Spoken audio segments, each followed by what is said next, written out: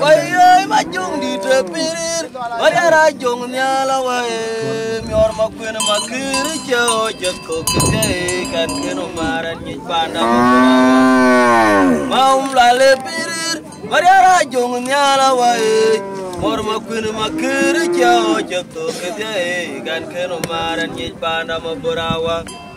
Mariara konyang ma kuyang ako maum lala jibere lare mariare abelare kweltar lodega tieno ngabun kwa melik panda tuludur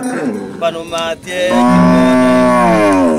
akur majunga nyata mai amerog maj makwendien tinyar mabur kwele jodan dien yar kane ogairu ran kirwen welan ojtwen an chewen troga gedengin marum Yola Juman yen kumlil kwache kwat pandi dan kulnyanga chao chin makundi yen dai kongwala hey nur merbai pandi da marbala makuro kayo je kwegonter majong dia bala di da che monyo wote waye majong di te pirir mariara jong nyala waye mor makun makere chao jato kadya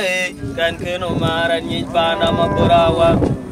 Mariara konyang ma kuyang ako maumla jibere lare ange mariare abelar kwelil lodega tieno ngapun ko lipana anumate akur majunga nyata mai amerog maj okendien tinyar mabor kwele jodan dien yar ane ogairu rakirun welan ojtwen and chewen juraga gedengin maru Yola Juman here kumil kwache kwat pandida na kulnyanga chao chin makundi yen dai kongwala hey merbai pandida marbala makuro kayo je kwedon ter majong dia bala di che mo woti apandian kwede ga che to ja bijambi wala tek ache to ja belon yen gi chen ter ga welbi mariare ane ge kai jorol danum Yan nong bai mai bai pandenol panden piado ga chito ja biche palati ga chito ja belondol yene gi chene ter ga welti mariare ane gi kai korol danum wen nong bai mai bai pandenol wai la gelona pura ga koi nong ni bai panden kul nyang ayu gu jol ge dai ya men di majung di del marbala Ulega oi makoga oga koi nong ni bai panen kulnyang ayu chol gedai ana men di majung dial marbala ulega jonga gwega oga koi nong ni bai panen kulnyang ayu chol gedai ana men di majung dial marbala wai ai majung di te pirir marara jong nyala wai mor makun makere jao jatu kedya kan keno maran nyit panda maborawa mariara konyang ma kuyang ako maum lala jibere lare ange mariare abelar lodega tieno ngapun ko le panda tulu dortin panoma tie jingonai kotuli Gedan makwai makuro gaje pingalom ngariar makwai wa nyor makura ne menyango ngajong ya moje bele koi mai majung jar jam ka koi we briar wa majung japya de we maker mani de jura wol ku kwadu jeng dia dia bio dia na kinagam wana panda e che benri agwa polerin che jo dia na chulanga na moje bele Oh chiriang bai de jai piare dora chupanum teda mariar kwanyele leke tuang lala jodan yar na de chiriang bai de jai piare dora chupanum teda mariar kwanyele leke tuang lala jodan yar yang ge kwet kwa ke yarum kwen wil ku wen bul bani dalor yaw yaw tuang lal mariar dien kog nyal wong jog makwen ti to ga jo je wong jingulum nong ran ku yarum jogi Kong lal maria diana kog nyal wong jog